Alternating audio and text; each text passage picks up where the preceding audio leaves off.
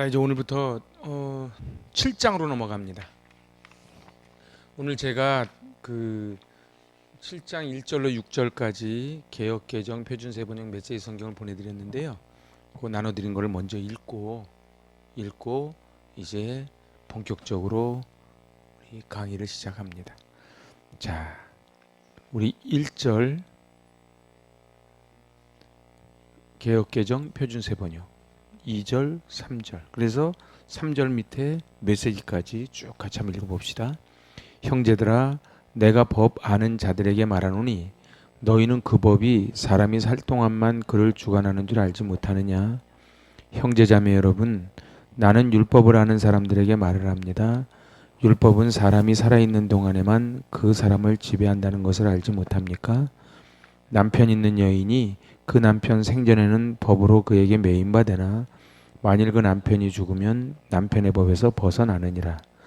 결혼한 여자는 그 남편이 살아있는 동안에는 법으로 남편에게 매여 있으나 남편이 죽으면 남편의 법에서 풀려납니다. 그러므로 만일 그 남편 생전에 다른 남자에게 가면 음녀라. 그러나 만일 남편이 죽으면 그 법에서 자유롭게 되나니 다른 남자에게 갈지라도 음녀가 되지 아니하느니라. 그러므로 남편이 살아있는 동안에 그 여자가 다른 남자에게로 가면 그 여자는 간음한 여자라는 말을 듣게 됩니다. 그러나 남편이 죽으면 그 법에서 해방되는 것이므로 다른 남자에게로 갈지라도 간음한 여자가 되지 않습니다. 어떻게 1절에서 3절까지 내용이 다 이해가 되시죠? 오케이, 이제 메시지 성경으로 한번 봅시다. 친구 여러분, 여러분은 내가 하는 말을 이해하는 데 어려움이 없을 것입니다. 여러분은 율법에 대해서라면 박식한 전문가들이기 때문입니다. 여러분이 잘 알듯이 율법의 적용과 효력은 살아있는 사람들에게만 해당됩니다. 가령 아내는 남편이 살아있는 동안에는 법적으로 남편에게 묶여 있지만 남편이 죽으면 자유로워집니다. 만일 남편이 살아있는데도 다른 남자와 산다면 이는 명백한 간음입니다.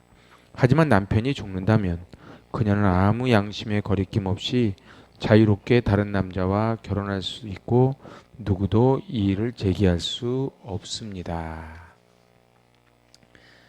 참 사도 바울이 이게 논리를 율법과 은혜의 논리를 이렇게 결혼한 혼인에 비유하면서 참 기가 막히게 풀어가시죠. 자, 이번에 이제 4절 같은 방식으로 4절에서 6절까지 읽습니다. 그러므로 내 형제들아, 너희도 그리스도의 몸으로 말미암아 율법에 대하여 죽임을 당하였으니 이는 다른 이 곧 죽은 자 가운데서 살아나신 이에게 가서 우리가 하나님을 위하여 열매를 맺게 하려 함이라. 나의 형제자매 여러분, 그러므로 여러분도 그리스도의 몸으로 말미암아 율법에 대해서는 죽임을 당했습니다. 그래서 여러분은 다른 분, 곧 죽은 사람들 가운데서 살아나신 그분에게 속하게 되었습니다. 그것은 우리가 하나님을 위하여 열매를 맺게 하기 위함입니다. 우리가 육신에 있을 때에는 율법으로 말미암는 죄의 정욕이 우리 지체 중에서 역사하여 우리로 사망을 위하여 열매를 맺게 하였더니 이전에 우리가 육신을 따라 살 때에는 율법으로 말미암아 일어나는 죄의 욕정이 우리 몸의 지체 안에서 작용해서 죽음에 이르는 열매를 맺었습니다. 이제는 우리가 얽매였던 것에 대하여 죽었으므로 율법에서 벗어났으니 이러므로 우리가 영의 새로운 것으로 섬길 것이요 율법 조문에 묶은 것으로 아니할지니라. 그러나 지금은 우리를 올감했던 것에 대하여 죽고 율법에서 풀려났습니다. 그래서 우리는 문자에 얽매인 낡은 정신으로 하나님을 섬기지 않고 성령이 주시는 새 정신으로 하나님을 섬깁니다. 여러분 성경에 새 정신이라고 되어 있는 데 있잖아요. 새 정신에다 동그라미를 꽉 쳐보세요. 이게 오늘 굉장히 중요한 단어예요. 새 정신. 제가 왜 표준 세번역을 읽냐면요.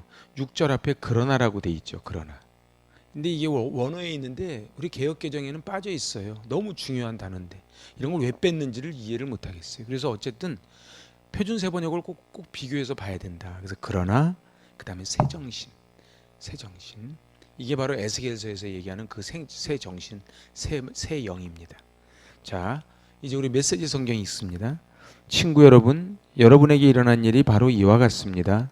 그리스도께서 죽으셨을 때 그분은 법에 얽매이는 삶 전체를 자신과 더불어 끌어내리시고 그것을 무덤으로 가져가셨습니다. 여러분으로 하여금 부활 생명과 자유롭게 결혼할 수 있도록, 그래서 하나님을 향한 믿음을 자녀로 낳을 수 있도록 하셨습니다.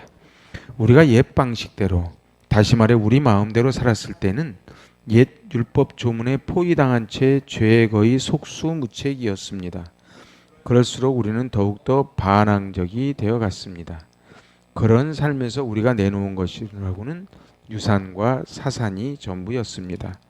그러나 더 이상 죄라는 포괄적인 배우자에게 묶여 있지 않고 그 모든 포악한 규정들과 계약 조항들로부터 자유로워진 우리는 하나님의 자유 가운데 자유롭게 새로운 삶을 살 수 있게 되었습니다.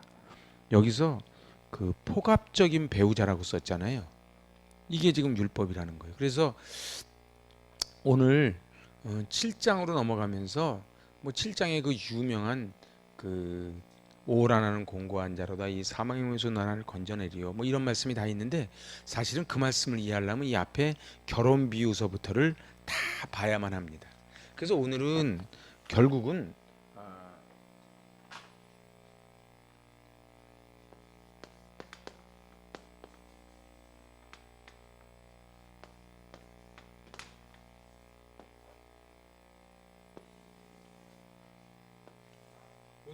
이제 율법과 은혜의 관계를 논리적으로 쫙 풀어갑니다. 예수를 믿으면은 우리 무거운 짐을 벗어나지요. 근데 한국 기독교는 약간 유교적인 게 들어 있어서 이런 율법적인 게 굉장히 우리를 많이 누릅니다. 그래서 이단들을 가보면은 자꾸 겁을 줘요. 그리고 두려움을 주고, 그래서 누릅니다. 헌금 많이 해야 된다 그러고, 그래서 그게 점점 가면은 그 면죄부로 가는 거예요. 예수님 그러셨어요. 마태복음 11장 28절에 수고하고 무거운 짐진 자들아 다 내게로 오라 내가 너희를 쉬게 하리라. 여기서 말하는 수고하고 무거운 짐이 어떤 사람들이냐면 이 율법을 진 사람을 수고하고 무거운 짐진 자라 이렇게 지금 말씀을 하십니다. 자, 혼인관계로 비유했어요. 혼인관계. 여기에 이제 그 혼인관계 지금 재밌게 비유를 하는 거예요. 여기에 한 크리스찬이 있어요. 지금 이렇게 비유를 드는 겁니다. 근데 크리스찬이 너무너무 겉으로 보기 멋있는 남자를 만났어. 사람이 아주 반듯해요. 멋져요. 그래서 홀랑 넘어가서 결혼했어요. 이게 미스터 율법씨예요. 응? 그래서 이 미스터 율법씨와 결혼했다 이 말이에요. 근데 결혼해서 신혼여행 갔다 오니까 이제 행복 끝 불행 시작이 됐어요. 얼마나 꼬장꼬장한지 딱 퇴근하고 돌아와가지고 딱 먼지 검사부터 합니다. 그리고 밥그릇 쑤시고, 그래서 뭐가 신발이 틀어져 있으면 난리가 나는 거예요. 근데 요구를 들어주니까 한도 끝도 없어요. 그래서 이 여자는 행복한 결혼 생활을 하려고 남자 비율을 맞추려고 무진 애를 씁니다. 그러면은 좀 감동하겠지. 나중에는 어떻게 돼요? 우울증이 오고 삶의 의욕이 다 떨어져 버려요. 그리고 남편의 가혹한 말의 폭력, 육신의 폭력에 시달리다가 결국은 절규하는 게 7장 24절이에요. 7장 24절 같이 읽어보실래요? 오라 나는 공고한 사람이로다. 누가 나를 이 율법에서 건져내려. 이게 표준세 번역 보면요, 아 나는 비참한 사람입니다. 누가 이 죽음의 몸에서 나를 건져주겠습니까? 이렇게 얘기하는 거예요. 이 여인이 지금 율법씨와 결혼한 이 여인이 절규하는 거예요. 나를 누가 이 죽음의 몸에서 건져주겠습니까? 아무리 힘들어도 막 두려워. 왜냐하면은 잘못하면은 지옥 갈 것 같아요. 그래서 이걸 뭐라 그래요? 이걸 종교 생활이라 그래요. 교회 안 나오면은, 그래서 어떤 분은 그래요. 나 주일 한 번 안 나왔더니 글쎄 우리 애가 넘어져 다쳤지 뭐야, 막 이렇게 얘기해요. 우리 하나님이 얼마나 째째하다고 그래. 주일 한 번 빼먹었다고 애를 다치게 해요. 여러분들 유대인들은 안식일법을 지금도 지킵니다. 제가 지난주에 말씀드렸죠. 아이를 유모차 데리고 와야 되냐, 안고 와야 되냐, 일정한 무게 이상은 지면 안 되니까. 일정 거리를 가면 안 되고, 엘리베이터도 누르면 안 되고. 그래서 저 어렸을 때만 해도요, 주일날 구멍가게를 못 갔어요. 돈을 못 쓰게 했죠. 특히 고신치기 더 했어요. 그래서 굉장히 엄격했습니다. 주일날 이 슈퍼나 이런 데 못 가는 건 물론이고 택시도 못 탔어요. 그래서 몇 미터 이상은 안 된다, 뭐 이런 것도 정해놓고 하여튼 막 정하는 거예요. 어린아이가 아무리 배고파 울어도 분유를 사 먹이면 안 돼. 왜? 일이기 때문에. 그래서 그것을 깬 게 누구예요? 예수님이에요. 예수님. 그래서 예수님 말씀하세요. 안식일이 누구를 위해 있느냐는 거예요. 근데 그 지독한 남편이 글쎄 드디어 죽었어요. 아우, 막 상갓집에서 우는 척하지만 속이 얼마나 좋은지 몰라요. 그죠? 그런데 이제 성이 전씨고 이름이 도자. 그럼 뭐예요? 전도자. 전도자에게 소개받아서 결혼을 했어요. 이게 누구예요? 이제 이거 죽었어. 다이. 그러고서는 미스터, 제가 일부러 재밌게 하려고 엄청 애쓰는 거예요. 별로 재미없어요. 은혜 씨랑 결혼했어요. 이내가 아니고 은혜 씨랑. 응? 은혜 씨랑. 그랬더니 알고 봤더니 이게 첫사랑이었던 거예요. 첫사랑이랑 결혼했어야 되는데 첫사랑 놔두고서는 멋져 보이는 율법씨랑 결혼해가지고 죽도록 고생하다 율법씨 죽으니까 첫사랑이 만난. 그 첫사랑이 누구예요? 죄이씨예요. 우리가 예수를 맨 처음에 믿었을 때는 그 첫사랑이 있다고요. 그런데 어느 날 예수님은 저 골방에 놔두고 우리 율법씨를 붙잡아. 그래서 율법적으로 예수를 믿는 거예요. 그래서 어떻게 해요? 내가 참으래. 참아야지. 섬기래. 섬겨야지. 그러니까는 요구가 끝도 없어. 끝도 없어. 근데 어떻게 해요? 그래서 계속 지금 사도 바울이 그 6장에서 죽는 얘기 하잖아요. 이게 죽는 거예요. 죽어야. 근데 죽기 전에는 하면은 음녀라. 표준 세번역에는 원어적으로는 간음이라고 돼 있어. 그죠? 그러면은 율법을 섬기는 사람은 결국은 거기에 그 두려움과, 그러니까 신앙생활이 기쁘지 않아. 늘 두려움으로 해. 옛날에 어떤 분 간증 들어보니까 교회에서는 말도 못하는 장로님, 권사님, 안수 집사님이래. 근데 집에만 오면은 확 변하는 거야. 그래가지고 그 시집살이를 어떻게 해요? 그분이 좀 유명한 목사님이 됐어요. 그 간증을 하잖아요. 자기는 걸레 종류만 해도 몇 종류인지 모르는데, 피아노 닦는 걸레, 방 닦는 걸레. 그래가지고 매일 냉후반 검열이 들어오지요. 그래서 그냥 늘 그냥 긴장한 상태에서 남편이 반가운 게 아니에요. 또 들어오면 또 뭔 트집 잡을까 벌벌 떠는 거예요. 그래서 밥을 잘 해주는데 이게 사랑으로 밥 해주는 게 아니야. 트집 안 잡히려고 하는 밥이야. 결혼이 뭐예요? 함께 살고 함께 자고 함께 슬픔 나누고 함께 기쁨을 나누는 게 그게 결혼 생활이에요. 그런데 사람을 구속시키는 거예요. 꼼짝 못하게 하는 거예요. 집 밖에도 못 나가게 하는 거예요. 여자가 어딜 나가 이러면서 꽉 잡는 거예요. 이런 율법하고 결혼하는 사람은 행복하지 않아요.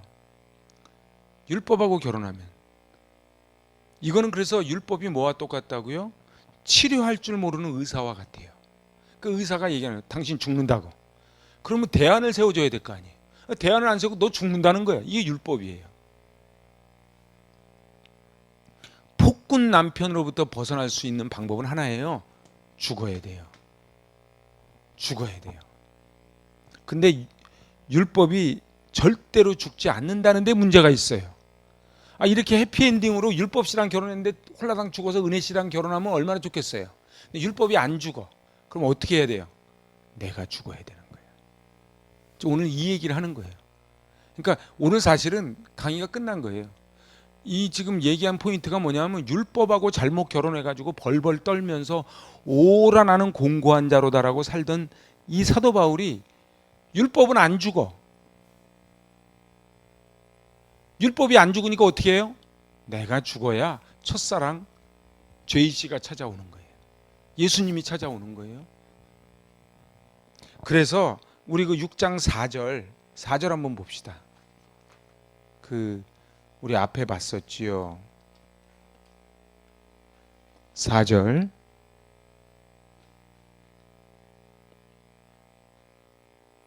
같이 읽습니다.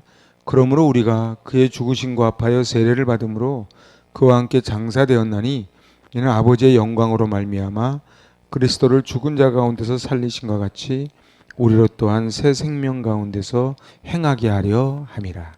세례를 받음으로 죽은 거예요. 그러니까 율법시와 살던 우리의 모습이 죽어서 이제는 새 생명. 새 생명이 누구예요? 바로 은혜씨 새 신랑이에요. 십자가에서 율법과의 관계가 끝이 난 거예요. 믿는 자는 이제, 그래서 갈라디아서 2장 20절에서 뭐라 그래요? 내가 그리스도와 함께 십자가에 못 박힌 거예요. 그러니까 여기 이 십자가에서 여기서 내가 죽는 거예요. 그러니까 이 결혼 생활은 여기서 끝난 거예요. 결혼 생활은 십자가에서 끝이 났다 이 말이에요. 그런데 십자가에서 끝이 났는데 계속 율법에 붙잡혀 사는 사람은 옛 신랑이 좋다고 계속 옛 신랑하고 사는 사람이에요. 그래서 제가 이야기하죠. 공로설의 문제는 뭐다? 똑같이 섬겨도 공로설은 뭐예요? 내가 뭔가를 열심히 해야지 천국 갈 것 같으니까 하는 거예요. 그거는 두려움 속에 하는 거예요. 대가를 바라고 하는 거예요. 근데 기독교는 그러지 않아요. 은혜로 하는 거예요. 그래서 왜 하는 거예요? 율법시와 살던 그 지긋지긋한 세계를 십자가가 끊어줬으니 그 감사로 살아가는 게 그게 은혜씨와 살아가는 새 여인의 마땅한 모습이다. 그런 얘기예요. 그래서 우리 갈라디아서 3장 13절 가보면은 말씀이 정확하게 나옵니다. 가보실래요? 갈라디아서 3장 13절 같이 봉독합니다. 그리스도께서 우리를 위하여 저주를 받은 바 되사 율법의 저주에서 우리를 속량하셨으니 기록된 바 나무에 달린 자마다 저주 아래 있는 자라 하였습니다. 그리스도께서 우리를 위하여 저주를 받은 거예요. 왜냐하면 십자가는 저주거든요. 그래서 여기서 중요한 건 율법의 저주에서 우리를 속량했다는 거예요. 이게 굉장히 중요한 말씀이에요. 잘 보세요. 율법의 저주에서 우리를 속량했다. 율법을 죽이고 은혜로 살게끔 새 생명을 주셨다, 이런 뜻이에요. 그래서 갈라디아서 3장 13절은 굉장히 중요한 말씀이에요. 다시 한번 읽어보실래요? 그리스도께서 우리를 위하여 저주를 받은 바 되사 율법의 저주에서 우리를 속량하셨으니 기록된 바 나무에 달린 자마다 저주 아래에 있는 자라 하였습니다. 그러니까 예수님은 죄를 경험한 적이 없으신 분인데 저주를 받으신 거예요. 왜요? 우리 죄를 대신 짊어, 대속죄물, 속량하셨다, 이런 얘기예요. 행복한 결혼 생활은 전제 조건이 있어요. 전제 조건이 뭐예요? 옛 남편과의 관계 청산이에요. 다시 얘기해 볼까요? 행복한 결혼 생활, 행복한 신앙 생활의 조건이 뭐예요? 옛 율법시와의 관계 청산이에요. 만일에요, 어떤 여인이 결혼을 했는데요, 자꾸 옛날의 남자를 찾아가, 자꾸 그 남자를 만나, 집에 들어와서는 아닌 척하는데, 교회 와서는 아닌 척하는데, 월화수목금토는 자꾸 옛 남자를 만나. 그럼 그걸 뭐라고 부른다? 음녀라고 부른다, 이런 얘기예요. 그죠? 지금 사도 바울이 기가 막히게 지금 설명해주고 있는 거예요. 우리가 있잖아요, 십자가에서 예수님이 저주를 받았어. 왜요? 우리를 속량해 주시려고. 근데 우리가 자꾸 마음속에, 우리한테는 자꾸 율법주의가 남아있어요. 그 딴 사람을 자꾸 정죄하는 사람이요, 율법적으로 사는 사람이에요. 에휴, 어떻게 주일날 교회를 안 나와? 아니 어떻게, 아니 이 자리에 여기서 은혜 받을 생각을 하지 않고 여기 없는 사람 자꾸 보여. 그러면 그건 율법이에요. 잘 보세요. 결혼을 하면은 은혜 씨와 결혼했으니, 예수님과 결혼했으니 예수님 생각만 하고 사는 거예요. 행복하게. 그죠? 예수님은 우리 1등 신부만 보고도 너무 좋아하는데 우린 자꾸 어떻게 해요? 자꾸 율법시를 따라간단 말이에요. 율법시를 따라간다.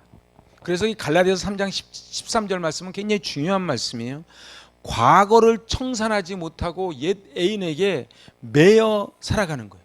신혼여행 가서도 옛 애인 꿈을 꾸고 옛날 애인 만나러 다니고, 그러면 이걸 본문에서 뭐라고 표현해요? 음녀라고 표현하는 거예요. 율법에 매여서요, 공로와 행위의 안경으로 자기를 보고 남을 보는 사람이 있어요. 굉장히 피곤합니다. 제가 어저께 어느 목사님 만났는데 그 목사님 그렇게 얘기하는 거예요. 자기가 목사님들 세미나를 많이 다니는데 너무 답답한 게, 목사님들 자기 틀이 딱 있대. 안 깨진대요. 그래서 자기 틀이 있는 거예요. 그래서 신앙생활은 이렇게 해야 돼. 아니야, 이건 이렇게 해야 돼. 그래서 자꾸 대예배. 그럼 대예배가 있으면 중예배가 있어요.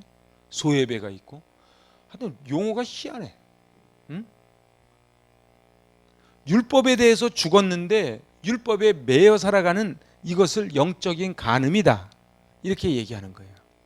여러분, 죽으면 유혹도 미련도 없습니다. 그죠? 성도가 마귀로부터, 죄로부터, 율법으로부터 자유로울 수 있는 길은 하나다. 뭐다? 죽음이라는 거예요. 자, 그래서 갈라디아서 5장 24절 가봅시다. 그래서 갈라디아서가 굉장히 중요한 말씀이에요. 우리 다 공부했었죠. 5장 24절. 그리스도 예수의 사람들은 육체와 함께 그 정욕과 탐심을 십자가에 못 박았느니라. 육체와 함께 정욕과 탐심을 십자가에 못 박은 거야. 탐심은 우상숭배라. 탐심은 우상숭배라.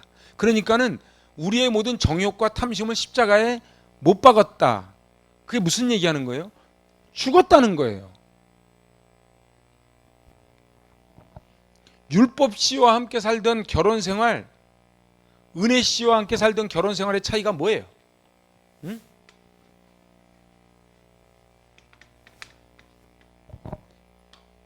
뭐예요? 여기는요, 도덕적으로 사는 거예요. 여기는 신앙적으로 사는 거예요. 여러분들 신앙생활도 도덕적으로 하는 사람들이 있습니다. 여기는요, 종교예요. 여러분들 불교 가보세요. 얼마나 그래서 자꾸 제약을 하는 거예요. 여러분들, 저희 어머님이 저한테 맨날 들려주신 말씀이 있어요. 예출의 정의라고. 예의라고 하는 것은 정에서 나오는 거예요.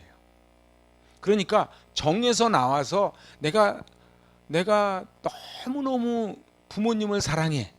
그 사랑과 존경의 마음을 담아서 찾아도 가고 용돈도 드리는 거야. 근데 정이 없어지고 얘만 남으면 어떻게 해요?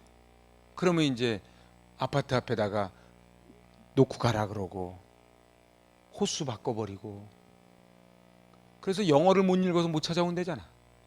막 그렇게. 그러니까 그게 뭐예요? 결혼을 했어. 명절은 됐어. 가긴 가야 되겠어. 예의야.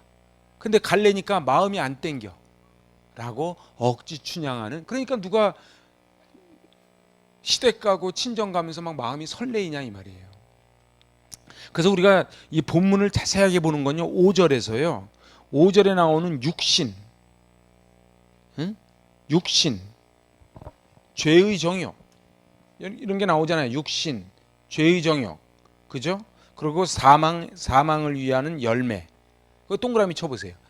그러니까 5절에 육신, 죄의 정욕, 사망을 위하여 열매를 맺는 거예요. 이게 율법시와 살아가는 신앙의 비극이에요. 신앙의 비극이 뭐라고요? 육신, 죄의 정욕, 그리고 사망의 열매예요. 자, 그러면은 남 볼 거 없어요. 자기를 보면 돼요. 내 안에 기쁨이 없어요. 교회를 다니는데 기쁨이 없어요. 교회를 나오는데 설레이지 않아요. 육신, 죄의 정욕, 사망의 열매를 맺는 거예요. 이게 지금 주로 5절에 나와 있는 거예요. 6절을 보세요. 그래서 6절에 그러나가 중요한 거예요. 근데 이 중요한 단어를 왜 빼먹었는지 모르겠어요. 제가 지난번 신천지 왔을 때 그랬거든. 개역 성경만 보고서는 그냥 무조건 그런 신앙생활 하지 말라 그래서 골고루 뭐라 그랬어요. 그러니까 무슨 말인지 못 알아듣더라고. 여러분들, 그래서요, 이 아직도 개역 성경으로 보는 교회들 많습니다. 아직도. 그런데 어떤 교회는 또 개역 개정만 보는 교회도 많습니다. 개역 개정과 표준 세번역과 메시지 성경을 이렇게 프린트해서 주는 교회는 제가 볼 땐 별로 없을 것 같아요. 예? 진짜라니까. 이거를 비교해서 자꾸 봐야 돼요. 그런데 그러나가 중요한 거예요. 그럼 그러나가 뭐예요? 이제 율법 씨와의 결혼에서 은혜 씨와의 결혼 생활로 넘어가서 이제 그러나 그러고서는 이제 끝난 거예요. 응? 그래서 행복한 인생이 되는 거예요. 행복한 인생이 되는 거예요. 그래서 여기에는 죄의 정욕이 아닌 바로 사랑의 욕구가 일기 시작을 하는 거예요. 그래서 6절에 얽매였던 것에 대해 죽었다 이렇게 얘기하잖아요. 그게 뭐예요? 율법 씨와의 결혼 생활을 이제는 끝냈다.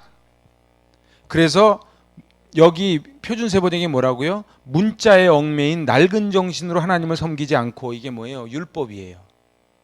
그래서 자꾸 율법의 조문대로 신앙생활하는 거예요. 그래서 교회 나와서 얘기하는 거예요. 당신은 지금 신앙생활하니 몇 년 됐냐 그러고. 진짜라니까. 그 교회 장로님이 그 교회 목사님 보고 그랬대. 목사님, 우리가 이 교회 세울 때 목사님은 뭐 하셨습니까? 이랬대. 자기들끼리 돈을 걷어가지고 교회를 세웠대요. 그러니까 완전히 회사를 차린 거지 하나님 전을 세운 게 아니고. 그러고서 나중에 청빙받은 목사님 마음에 안 드니까 막 뭐라 그러다가 우리 다 돈 걷어가지고서는 교회 세울 때 목사님은 얼마 냈습니까? 이러더래. 이게 웃기는 얘기 같죠? 우리 교회에서요, 나가시면서 자기 갖고 온 거라고 다시 가져가는 분도 계세요. 이게 무슨 얘기냐면 율법적으로 한 거야. 이거 저거 내가. 그래서 어떤 분은 그런 교회들도 있어요. 피아노 내가 한 거라서 피아노가 건드리면 안 돼요. 그런 교회 못 만나 보셨죠? 그럼 아주 행복하신 거예요. 여기서 있잖아요. 여기 기타나 이런 게 있는데 내가 도네이션 한 거예요. 그럼 누가 함부로 건드리면 안 돼요. 그래서요, 새로운 목사님이 피아노를 치우고 새 피아노를 놓아야 되겠는데 못 치워요. 이게 다 뭐예요?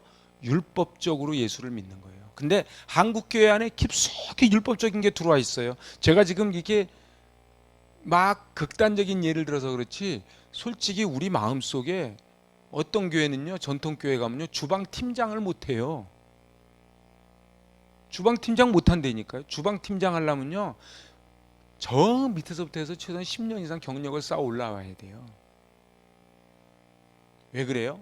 저 뭐 늙은 암탉처럼 자리를 꽉 잡고 아무도 못 들어오게 하는 거예요. 자, 보세요. 갈라디아서 3장 13절 말씀처럼 저주를 받으셔서 이제 율법 씨와 안 살고 육신 죄의 정욕 사망의 열매를 맺지 않고 은혜 씨와 살도록 해주셨으니 그 예수님의 은혜가 감사하지 않습니까?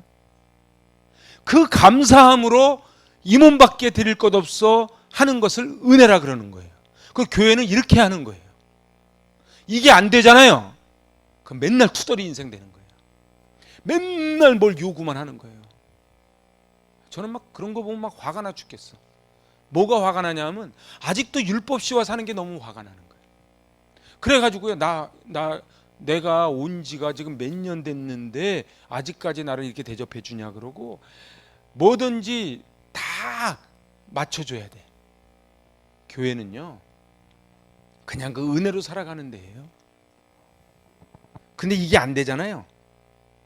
예수 신랑 만났는데 꿈이냐 생시냐, 여기가 낙원이지 초막이나 궁궐이나 내주 예수 내주 신랑 모신 곳이 그 어디나 하늘나라지, 첫사랑 지저스를 다시 만났으니 그 어찌 기쁘랴, 이러고 사는 거예요. 근데 사랑이 없으면요, 엄격한 법만 적용시킵니다. 은혜 신랑과 사는 사람에게는요, 사랑의 열망만 있습니다. 그래서 안에 사랑만 있는 거예요. 내가 이 신랑을 위해서 뭘 좀 해줄고, 그죠? 야, 옛날 드라마 보면 그 막 자기가 해가지고 남편 공부시키고 막 나중에 뭐 퇴짜 맞고 하여튼 그런 거 있잖아요. 자기 남편을 위해서 자기가 두 가지 세 가지. 여러분들 그 기도하는 손 이야기 아시죠? 자기 친구를 위해서 그렇게 화가 지망생인데 일을 하느라고 손이 다 굳어서 이제 화가를 못 하는 거예요. 그렇지만 마음이 기쁜 거예요. 그래서 나중에 토스토옙스키의 죄와 벌 같은 거를 꼭 읽어 보셔야 돼요. 그러면은 과연 왜 그렇게 희생하는가? 사랑이라는 거예요. 사랑의 열망. 이 사랑의 열망으로 사는 사람은요, 늘 얼굴에 생기가 있어요. 그리고 늘 사는 기쁨이 있어요. 그렇죠?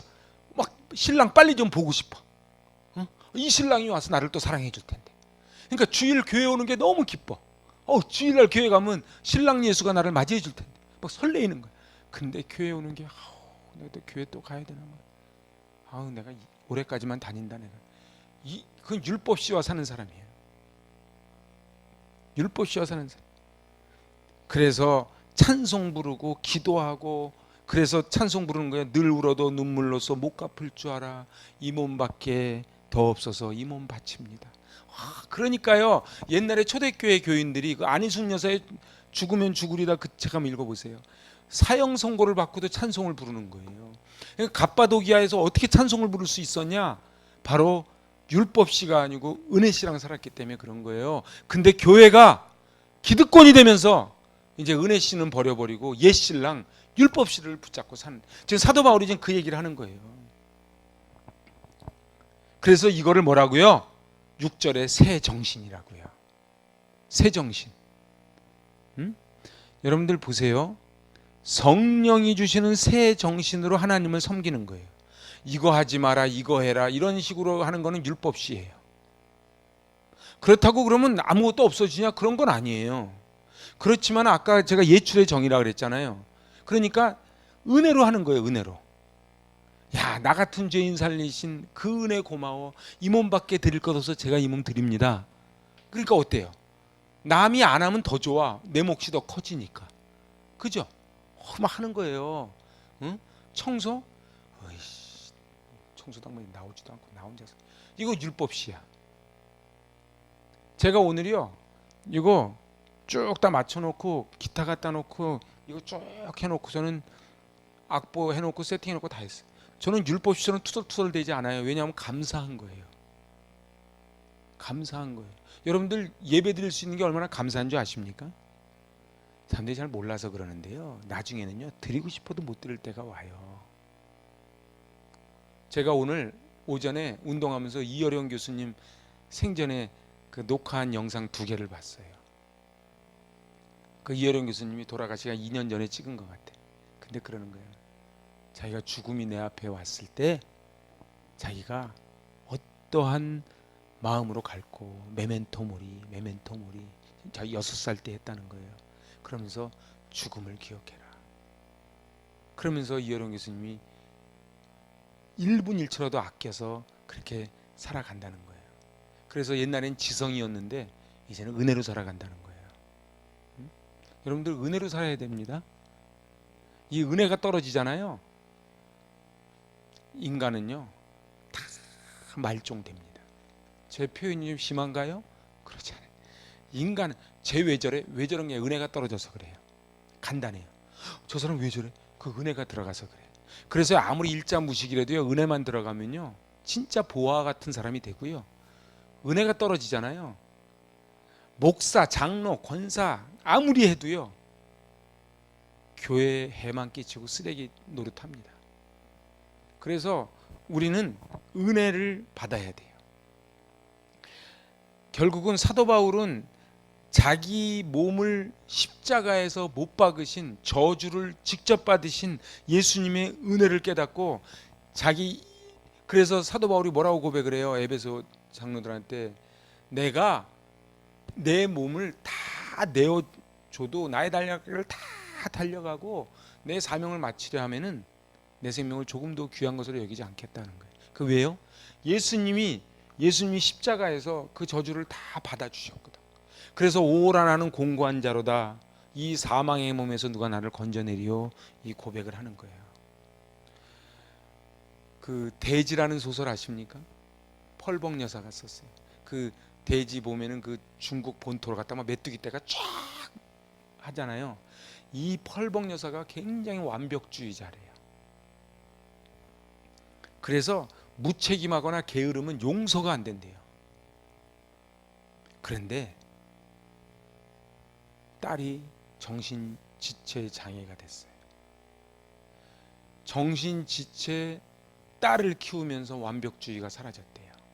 그리고 다른 사람을 품어주는 사람, 이해하는 사람, 용납하는 사람, 기다릴 줄 아는 사람이 됐다는 거예요. 여러분들, 자기가 똑똑한 사람들은요, 남을 잘 용납 못합니다.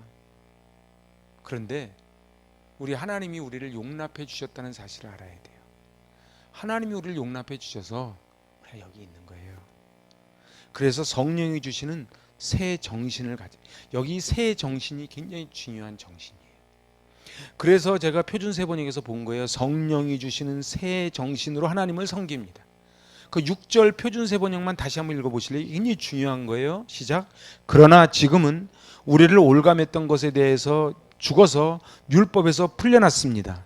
그래서 우리는 문자에 얽매인 낡은 정신으로 하나님을 섬기지 않고 성령이 주시는 새 정신으로 하나님을 섬깁니다. 아멘. 그래서 삶의 동기가 다른 거예요. 그래서 거룩의 열매, 선의 열매, 의의 열매를 맺는 거예요.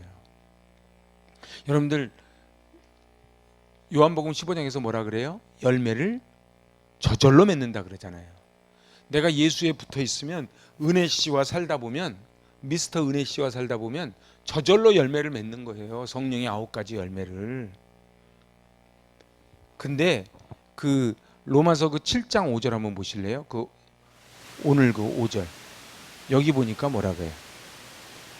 육신에 있을 때에는 율법으로 말미암는 죄의 정욕이 우리 지체 중에 역사하여 우리로 사망을 위하여 열매를 맺게 하였더니. 저를 따라해 보세요.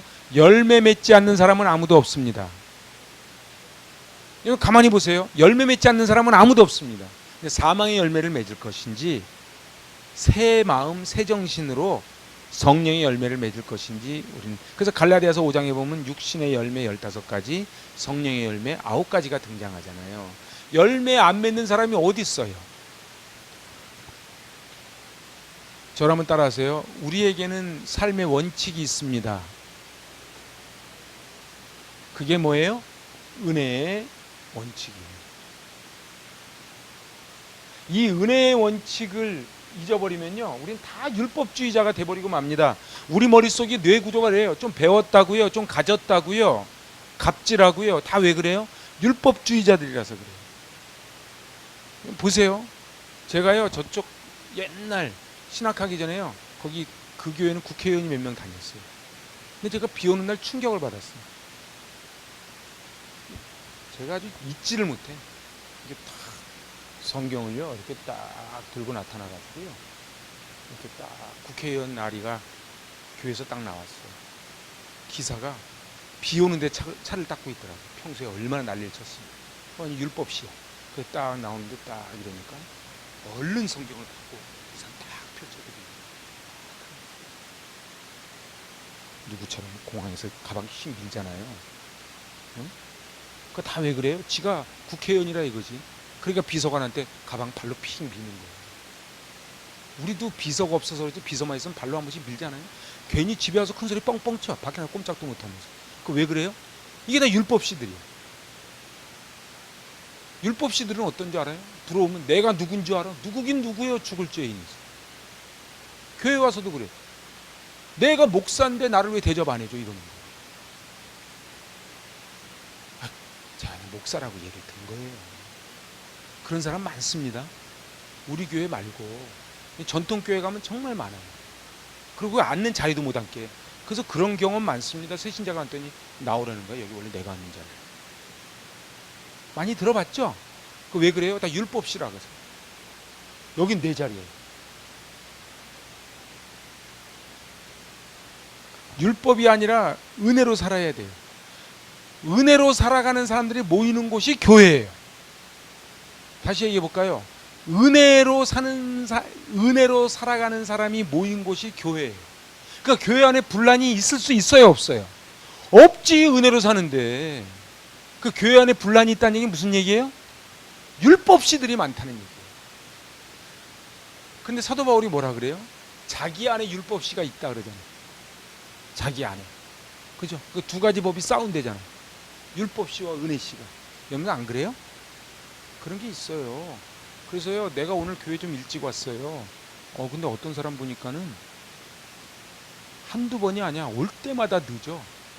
그것도 항존직이래. 그럼 우리 마음속에 어떤 마음이 있어요? 말은 안 하지. 뭐 항존직이 저래? 이런 생각이 있죠. 솔직히 저도 있어. 할렐루야입니다. 저는요, 강대상에 있다가요, 가끔 이렇게 확 올라올 때가 있어요. 늦게 왔는데 이렇게 조심조심 안 오고 당당하게 탁, 우리 교회 전통인가 봐. 늦게 와가지고 막 가운데로 막 휘적거리고. 그럼 막 제 마음속에 이런 게 있거든. 아니, 늦은 주제에 그것도 방존직이 막 이런 생각이 있거든요. 이게 제가 율법시라서 그래요. 그런데 어느 누구 할 것 없이 우리는 누구에게나 다 율법시가 있어요. 그래서 법으로 사는 가정은 평화가 없습니다. 가만히 한번 보세요. 법으로 사는 가정에 어디 평화가 있냐. 자, 오늘 내가 설거지 했어. 이번 순서 당신이야.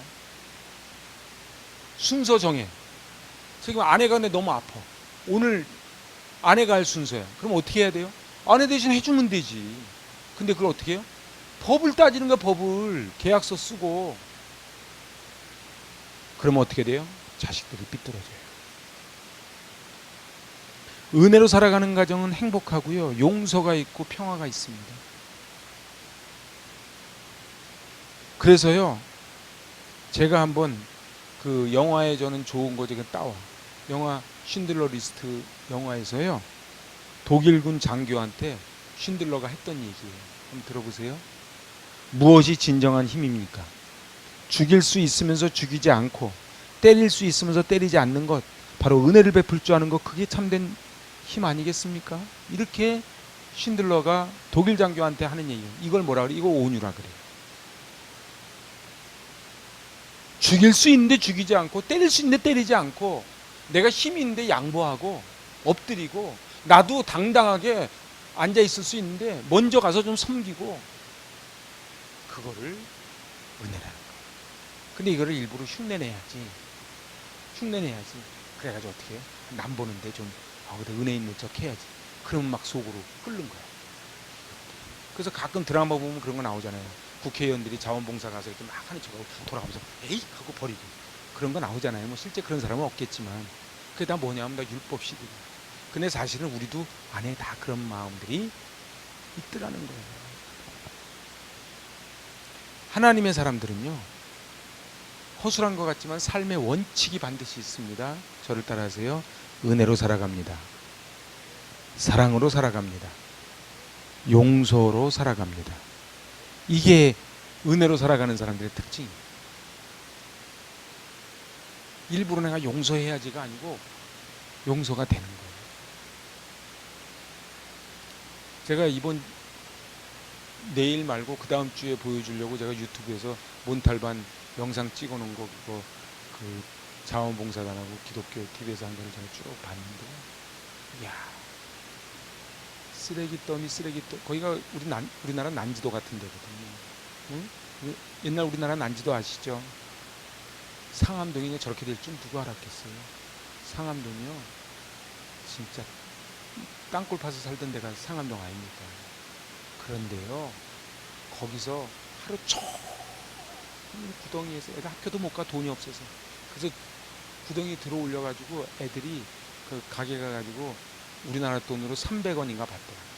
그래서 300원 받아가지고 요만한 과자 2개를, 그 구멍가게 같은 게 있어요, 필리핀 가면. 그 과자 2개 사가지고 집에 가서 아픈 엄마랑 같이 세 식구가 앉아서 그걸 나눠 먹고 앉았더라. 300원.